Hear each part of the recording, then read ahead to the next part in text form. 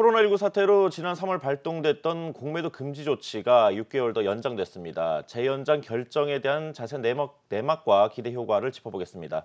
증권부 이민재 기자 나왔습니다. 어서 오세요. 안녕하십니까. 네. 먼저 간략하게 내용부터 짚고 가죠. 네, 일단 공매도 금지 기간이 내년 3월 15일로 연장이 됐습니다. 이 대상은 코스피, 코스닥, 코넥스 전체 상장 종목입니다. 이 지난 3월 15일부터 따지면 지금 1년간 전체 공매도가 금지된 셈인데요. 이 다만 현재와 같이 유동성이 낮은 주식, 파생 상품에 대한 시장 조성과 그리고 ETF 등 그 유동성 공급에 대해서는 예외를 인정하기로 했습니다. 이렇게 6개월 연장 결정을 내린 배경은 어디에 있을까요? 일단 공매도가 같은 경우에 일단 주가가 내려갈 때에 증권사로부터 빌려서 판 뒤에 실제로 주가가 내리면 이를 싼 가격에 다시 사들이는 그 투자 방식인데요. 아무래도 주가가 내려가는 것에 좀 투자를 하다가 보니까 일단 지난 3월 코로나19로 국내 증시가 폭락을 할 때 이 하락의 주 원인으로 꼽히면서 비난을 받았습니다. 결국 금융당국은 대안으로 이 공매도 6개월 금지 카드를 꺼내 들었는데요. 이번에도 그 증시가 크게 하락은 하지 않았지만 이 코로나19 확진자가 하루 400명을 넘어서는 등 제1차 공매도 금지 때만큼 일단 상황이 심각해진 것이 영향을 준 것으로 보입니다. 네. 이 개인 투자자를 비롯해서 공매도 금지를 연장하자는 목소리는 이미 곳곳에서 나왔습니다. 이번 금융당국의 결정이 이런 여론을 좀 받아들인 거 아니냐 그런 분석도 있는데 어떻게 보십니까? 일단 기울어진 운동장이다라는 여론 자체는 일단 부정적인 여론은 최고조에 달았고요. 이건 역시 부담으로 일단 작용을 했습니다. 이와 더불어서 정치 쟁점으로도 좀 부각이 됐는데요. 여당의 주요 의원이나 이재명 경기도지사, 경실련 등을 비롯해서 개인 투자자들이 공매도 금지 연장을 강조한 것이 대표적입니다. 이 정무위나 기재위 등 국회에서도 공매도 연장을 두고 이 홍남기 부총리나 은성수 위원장을 압박하기도 했습니다. 이렇다 보니까 금융위 입장에서는 사실 다음 달 8일인 증권학회 공청회 의견을 듣고 난 이후인 이 9일 정례회의 때 여부를 결정해도 늦지 않지만 이 금융당국이 발표에 이런 압박 때문에 속도를 낸 것으로 보입니다. 네. 한시적으로 6개월 공매도 연장을 금지를 연장했지만 앞으로 계속 이제 연장할지 이런 여부에 대해서는 얘기를 하지 않은 것 같아요. 사실 이 공매도의 어떤 허점이나 문제점이 많이 지적이 되어 왔었는데 이참에 공매도 제도를 손질하겠다, 개선책을 내놓겠다, 이런 어떤 분위기나 내용은 없습니까? 일단 은성수 위원장도 일단 공매도를 반대하는 투자자에 대해서도 일단 공매도를 영구히 금지하자는 게 아니라 이 관련 제도 개선이 필요하다는 것이라고 일단 선을 그었는데요. 이 공매도의 같은 경우에는 개인 투자자들의 어떤 기회의 불공정성을 느끼고 있고 이 마땅히 제도 개선을 해야 한다라고 강조를 했습니다. 이것을 보면 이 가격 반응 순기능은 일단 긍정적인 영향은 수용을 하고 이 불공정한 부분에 대해서는 개선을 하겠다라는 것으로 보이는데요. 이 최근 3년간 이 전체 공매도 거래 대금에서 이 거래 주체별 비중을 살펴보면 이 개인 투자자 같은 경우에는 코스피 1% 수준, 코스닥에서는 2% 수준에 불과하기 때문에 이 형평성 논란이 계속해서 제기돼 왔습니다. 그런 점에서 이번 공매도 금지 기간 동안에 이 개인 투자자의 공매도 접근성을 확대하는 방안을 마련할 것으로 보이는데요. 이와 관련해서 한국거래소와 증권금융은 일단 내년까지 서울대에 공매도 순기능과 역기능 그리고 제도 등에 대해서 용역을 맡겨놓은 상태이기 때문에 이 해당 조사가 마무리되면 개선 방향에 대한 윤곽도 어느 정도 드러날 것으로 보입니다. 또 주식 대여 서비스 같은 것이 주요 타켓이 될 전망인데요. 이 미국처럼 무차익 공매도를 허용하는 방법, 또 일본처럼 국가에서 대주 서비스를 제공하는 방법 등이 일단 거론이 되고 있습니다.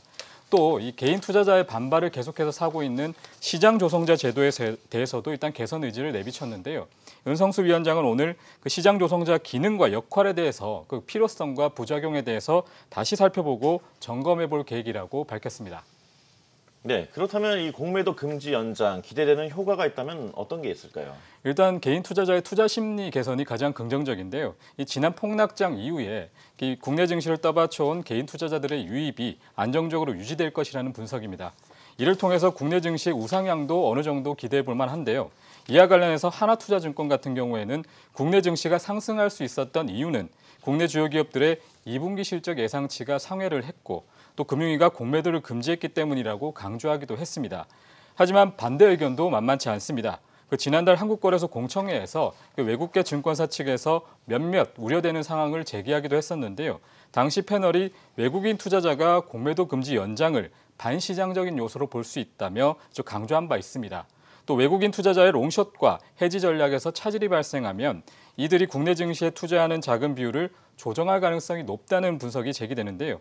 또 MSCI 등 지수 산출 기관에서 이 국내 증시가 불이익을 받을 수 있다라는 의견도 나왔습니다.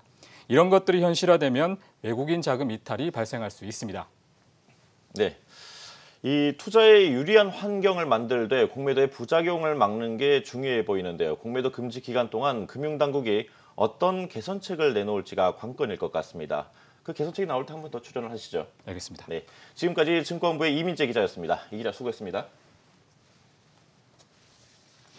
네, 이번에는 이 공매도 금지 연장이 증시에 어떤 영향을 줄지 전문가 연결해서 알아보겠습니다.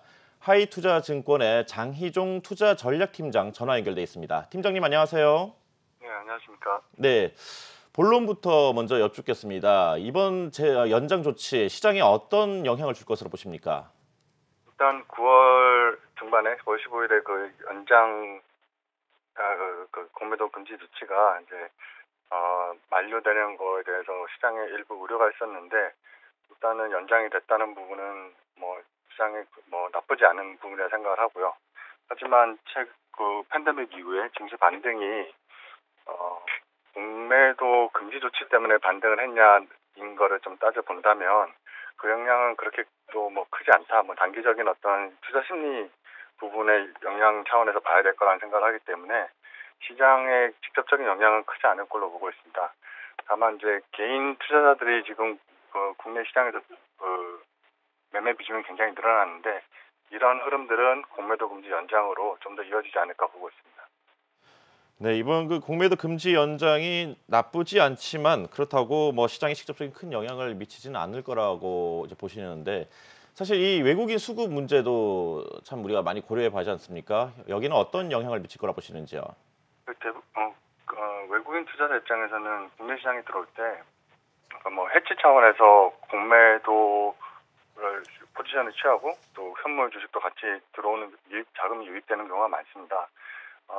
앞에서도 얘기하신 것 같은데 외국인 투자자 입장에서는 공매도 금지가 계속된다면 어떤 투자 수단 차원에서 좀 제한을 받을 수밖에 없는 부분이고요.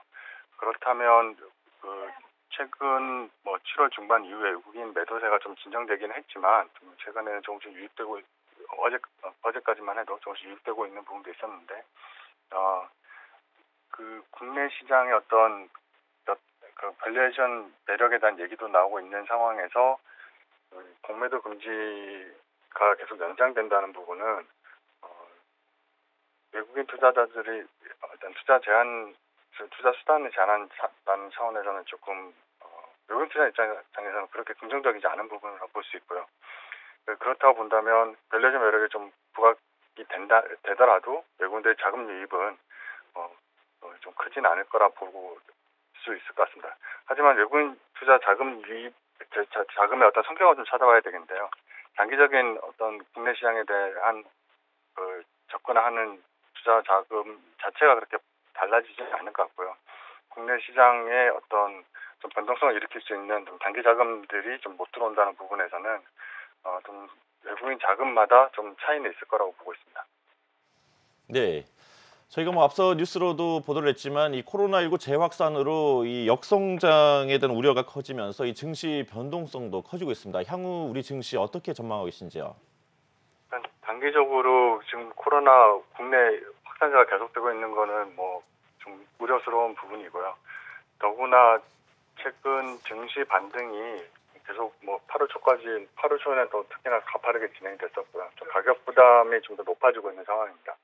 그리고 지금 미국 대선이 본격적으로 이제 시작되는 상황이고 가격 부담이 높아진 상황에서 지금 증시에 대한 어떤 긍정적인 어떤 모멘텀보다는 좀 확인해 봐야 되는 어떤 이벤트들이 계속해서 남아 있다는 점에서 당장은 지수의 어떤 큰 움직임보다는 종목별로 대응이 좀 유리하다는 생각을 하고요. 여전히 그 성장주에 대한 그 단기 성장에 대한 어떤 흐름은 유효하기 때문에 기본적으로 성장이 부족한 시장 환경에서 성장주에 대한 어떤 프리미엄은 계속해서 유지될 수 있는 상황이고요. 그렇다 보니 가격 부담이 좀 덜한 성장주 중심으로 또 성장이 나타나는 종목주 중심으로 종목별 대응이 계속되지 않을까 보고 있습니다. 네, 여기까지 듣도록 하겠습니다. 팀장님 오늘 말씀 고맙습니다. 네, 감사합니다. 네, 지금까지 하이투자증권 장희종 투자전략팀장이었습니다.